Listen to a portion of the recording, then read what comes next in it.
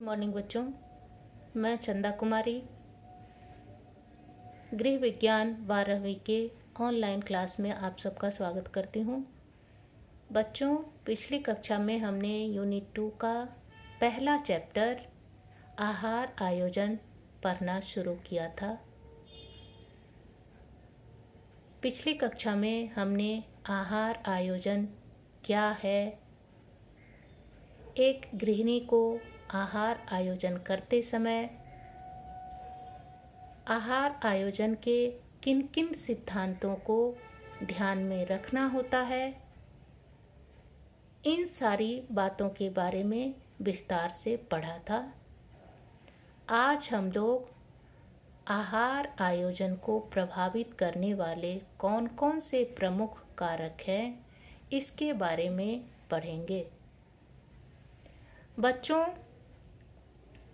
एक गृहिणी के लिए अपने परिवार के प्रत्येक सदस्य को उनकी रुचि और पसंद के अनुसार भोजन बनाकर देना बहुत ही मुश्किल होता है। वह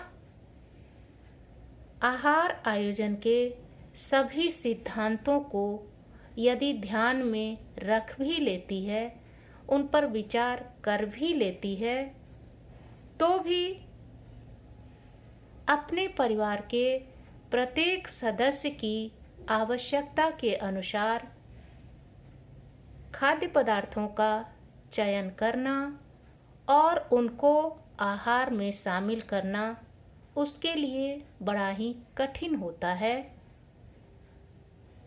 इसके पीछे बहुत से कारण होते हैं जो आहार आयोजन को प्रभावित करते हैं। वे कौन कौन से कारण या कारक हैं, आज हम उसी पर चर्चा करेंगे। आहार आयोजन को प्रभावित करने वाला सबसे पहला और प्रमुख कारण या कारक परिवार की आर्थिक स्थिति होता है। बच्चों, आर्थिक आधार पर परिवार को 3 भागों में बांटा गया है: निम्न आय, मध्यम आय और उच्च आय वर्गीय परिवार। वैसा परिवार जो उच्च आय वर्ग से आता है, अर्थात जिस परिवार की आर्थिक स्थिति बहुत अच्छी होती है, मजबूत होती है, वैसे परिवार में गृहिणी को आहार आयोजन करने में किसी भी प्रकार की कठिनाई नहीं होती है, क्योंकि आर्थिक रूप से संपन्न होने के कारण वह अपने परिवार के सदस्यों के आहार में महंगे से महंगे भोज्य पदार्थों को आसानी से शामिल कर सकती है। लेकिन वैसा परिवार जो आर्थिक रूप से काफ़ी कमज़ोर होते हैं या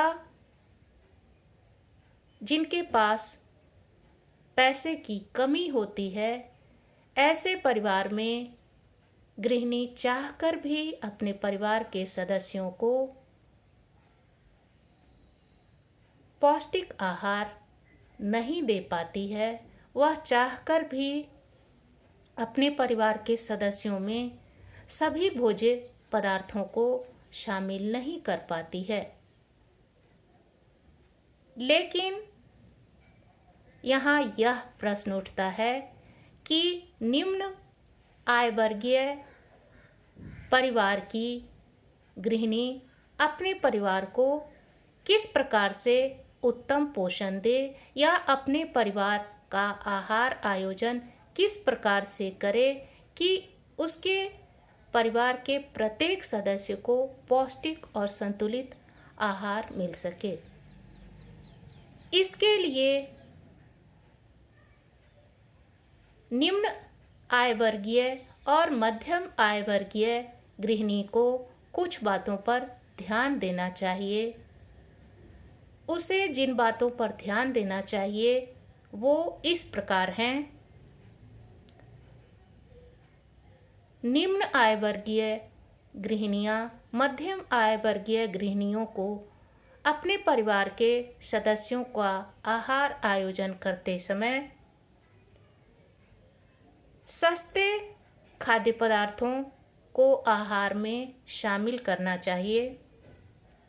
उसे अपने परिवार के सदस्यों के आहार में अनाजों का अधिक से अधिक प्रयोग करना चाहिए और अनाजों में खासकर चावल और गेहूं के स्थान पर रागी, ज्वार, बाजरा इत्यादि का अधिक से अधिक प्रयोग करना चाहिए।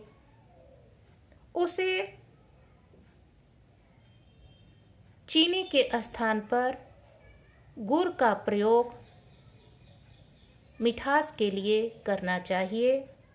इतना ही नहीं, वह अपने परिवार के आहार में वैसे भोज्य पदार्थ को जो स्थानीय स्तर पर और मौसम के अनुसार मिलता हो उसे शामिल करना चाहिए। अपने परिवार का आहार आयोजन करते समय उसे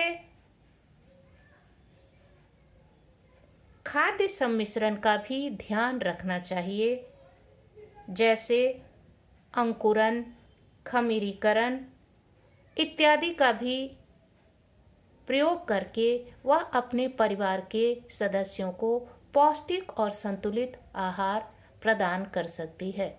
खाद्य सम्मिश्रण से हमारा तात्पर्य एक साथ कई अनाजों को मिलाकर उसका व्यवहार करना, जैसे मूंग, गेहूं, चना इत्यादि को मिलाकर और उसे अंकुरित करके अपने परिवार के सदस्यों को देना चाहिए। अंकुरन के बाद इन खाद्य पदार्थों की पौष्टिकता बढ़ जाती है और उसके परिवार के सदस्यों का पोषण संबंधी जो आवश्यकता होती है वह पूरी हो जाती है। इतना ही नहीं, खमीरीकरण से हमारा तात्पर्य भोजन में खमीर पैदा करने से है। खमीरीकरण के कारण भी भोज्य पदार्थों की पौष्टिकता में वृद्धि होती है। इतना ही नहीं, ऐसे भोज्य पदार्थ सुपाच्य भी होते हैं। अतः खमीरीकरण विधि का भी प्रयोग करके वह अपने परिवार के सदस्यों की पोषण संबंधी आवश्यकता को पूरी कर सकती है। उसे भोजन पकाते समय कुछ ऐसी विधियों का प्रयोग करना चाहिए जिससे भोज्य पदार्थों का पोषक तत्व कम से कम नष्ट हो सके। जैसे भोजन को खुले पात्र में पकाने से अच्छा प्रेशर कुकर में पकाना चाहिए। भोजन को हमेशा ढक कर पकाना चाहिए। ऐसा करने से भी भोज्य पदार्थों की पौष्टिकता नष्ट नहीं होती है, या होती भी है तो बहुत कम ही होती है। इतना ही नहीं, उसे अपने परिवार के सदस्यों के आहार में सस्ते गिरीदार फल जैसे मूंगफली इत्यादि का भी प्रयोग करना चाहिए। मूंगफली सस्ता और पौष्टिक भोज्य पदार्थ है, अतः वह इसे अपने परिवार के सदस्यों के आहार में आसानी से शामिल कर सकती है। इतना ही नहीं, जो भोज्य पदार्थ बच जाए उसका भी वह अपने परिवार के सदस्यों के आहार में दोबारा से प्रयोग कर सकती है। इसके लिए उसे उस आहार के रंग रूप में और स्वाद में कुछ परिवर्तन लाने की आवश्यकता होती है। तो इस प्रकार हम देखते हैं कि यदि निम्न आय वर्गीय गृहिणियां भी सोच समझकर आहार आयोजन करती हैं तो धन की कमी के अभाव में, अर्थ की कमी का अभाव होते हुए भी अपने परिवार के सदस्यों को पौष्टिक आहार देने में सफल हो पाती हैं। आहार आयोजन को प्रभावित करने वाला दूसरा सबसे महत्वपूर्ण कारक परिवार का आकार और रचना भी होता है। बच्चों, यहाँ परिवार के आकार से तात्पर्य परिवार में रहने वाले सदस्यों की संख्या से होता है। जिस परिवार में सदस्यों की संख्या अधिक होती है वहाँ अधिक खाना बनाना पड़ता है और उस परिवार के गृहिणी को अपने परिवार के लिए आहार आयोजन करते समय बहुत सारी कठिनाइयों का सामना करना पड़ता है। दूसरी ओर जिस परिवार में सदस्यों की संख्या कम होती है वहाँ गृहिणी को आहार आयोजन करने में किसी प्रकार की समस्या नहीं होती है।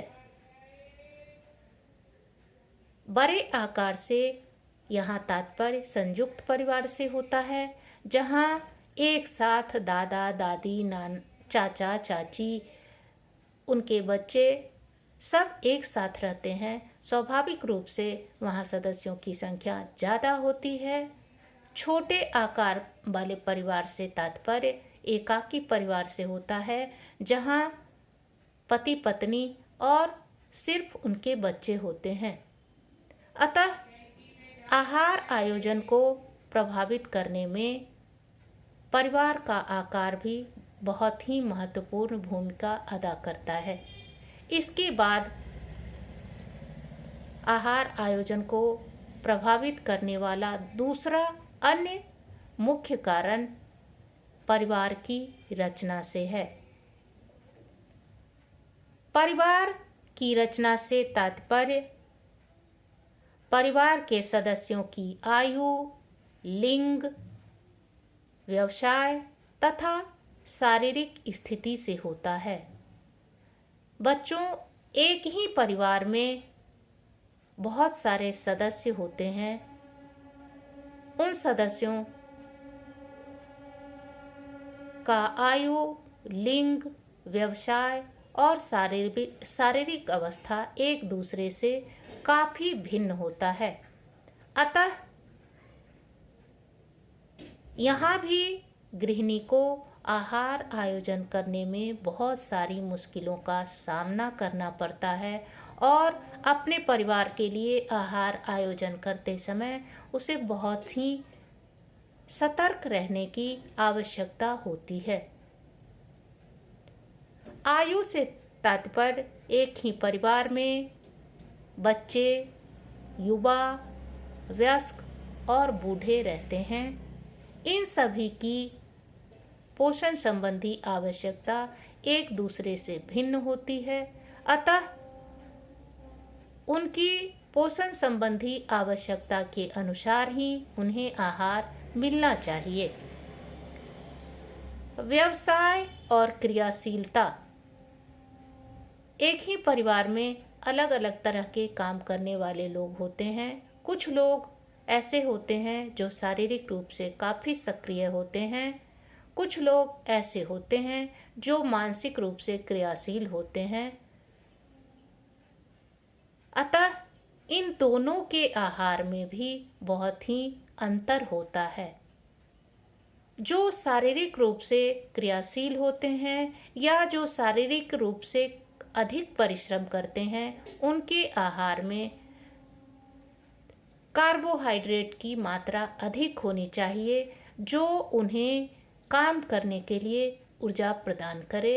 अर्थात उनके आहार में ऊर्जादायक भोज्य पदार्थ यानी कार्बोहाइड्रेट यानी अनाज, दाल इत्यादि की भरपूर मात्रा होनी चाहिए। दूसरी ओर वैसे सदस्य जो मानसिक रूप से क्रियाशील होते हैं, अर्थात ऑफिस में कार्य करते हैं, वैसे लोगों के आहार में ऊर्जादायक भोज्य पदार्थ की अपेक्षा प्रोटीन युक्त भोज्य पदार्थ अधिक होना चाहिए। इसके बाद लिंग। लिंग का मतलब स्त्री और पुरुष से होता है। बच्चों, आहार आयोजन को लिंग भी काफी अधिक प्रभावित करता है। एक स्त्री की अपेक्षा पुरुष को अधिक भोज्य पदार्थ और कैलोरी की आवश्यकता होती है। इसके बाद है शारीरिक दशा। शारीरिक दशा से तात्पर्य एक ही परिवार में रोगी, गर्भवती, स्तनपान कराने वाली माँ होती है।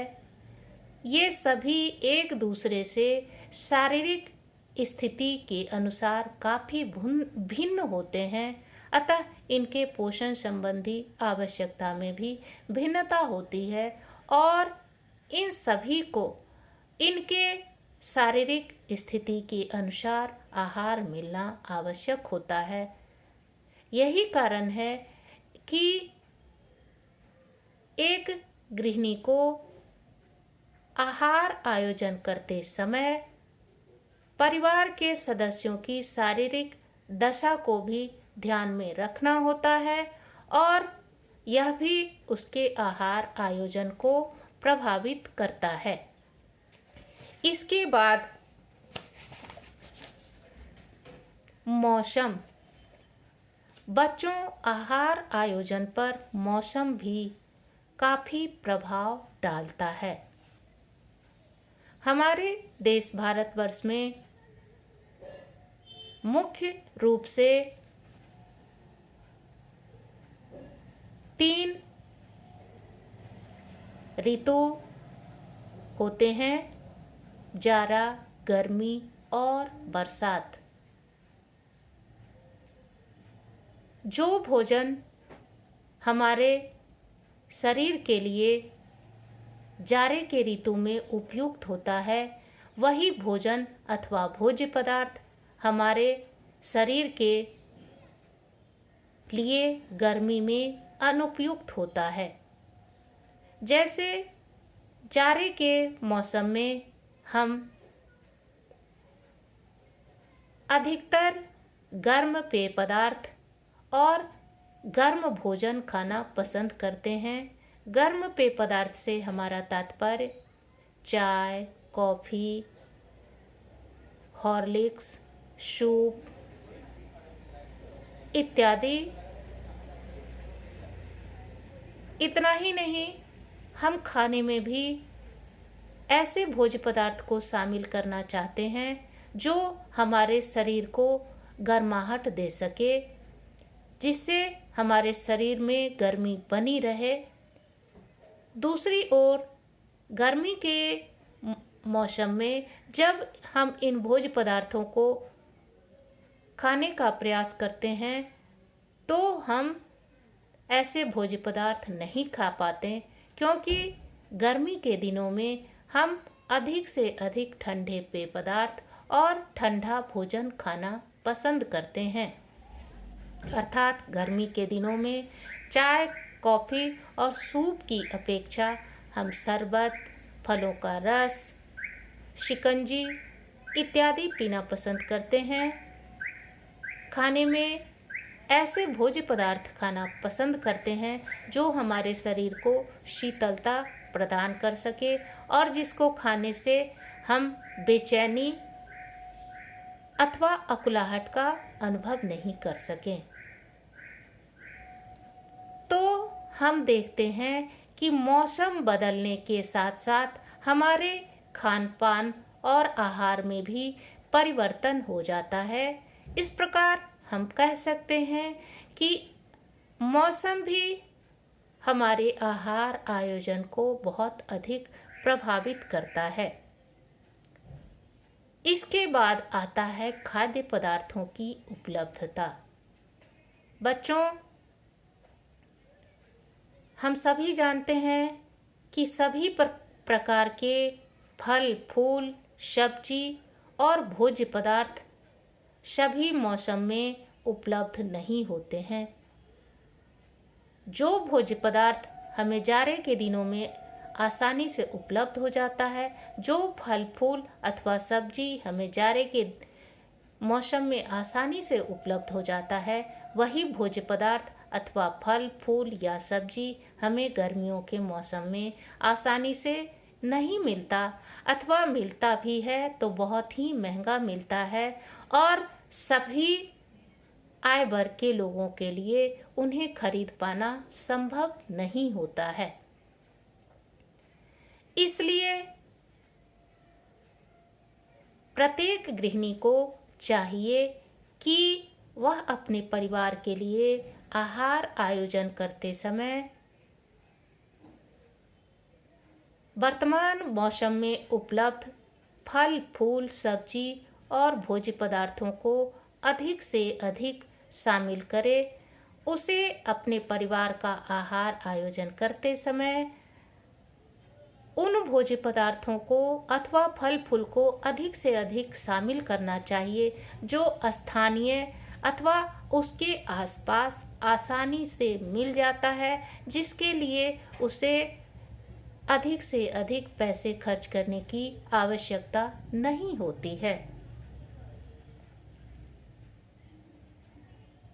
इसके बाद आता है भोजन संबंधी आदतें। आहार आयोजन को प्रभावित करने में परिवार के सदस्यों की भोजन संबंधी आदतों का भी महत्वपूर्ण योगदान होता है। कुछ ऐसे परिवार होते हैं जहां के सदस्य भारी नाश्ता खाना पसंद करते हैं या सिर्फ 2 बार खाना पसंद करते हैं, और कुछ ऐसे परिवार होते हैं जहां के सदस्य एक दिन में कम से कम 4 बार खाना पसंद करते हैं। इन परिवार के सदस्यों का जब आहार आयोजन किया जाए तो उनकी भोजन संबंधी आदतों को ध्यान में रखना चाहिए। अर्थात वैसे सदस्य जो सिर्फ 2 बार खाते हैं, उनके आहार में ऐसे भोज्य पदार्थों को शामिल करना चाहिए जो उन्हें अधिक से अधिक संतुष्टि प्रदान कर सके, जो उनकी क्षुधा को तृप्त कर सके। दूसरी ओर वैसे परिवार या वैसे परिवार के सदस्य जहां लोग 4 बार खाना पसंद करते हैं, उनके आहारों में भोज्य पदार्थों को शामिल करते समय सतर्क रहना चाहिए। अर्थात उन्हें हल्का नाश्ता और खाने के समय थोड़ा भारी भोजन मिलना चाहिए। इस प्रकार हम देखते हैं कि आहार आयोजन को प्रभावित करने में कुछ कारणों का महत्वपूर्ण योगदान होता है, जैसे परिवार की आर्थिक स्थिति, परिवार का आकार और रचना, मौसम, परिवार की भोजन संबंधी आदतें, खाद्य पदार्थों की उपलब्धता इत्यादि। यदि एक गृहिणी अपने परिवार के लिए आहार आयोजन करने से पूर्व इन सारे कारणों को ध्यान में रखती है और उसके आधार पर आहार आयोजन करती है, तो वह अपने परिवार के प्रत्येक सदस्य को उनकी पोषण संबंधी आवश्यकता के अनुसार पौष्टिक और संतुलित आहार प्रदान करने में सफल हो पाती है। धन्यवाद।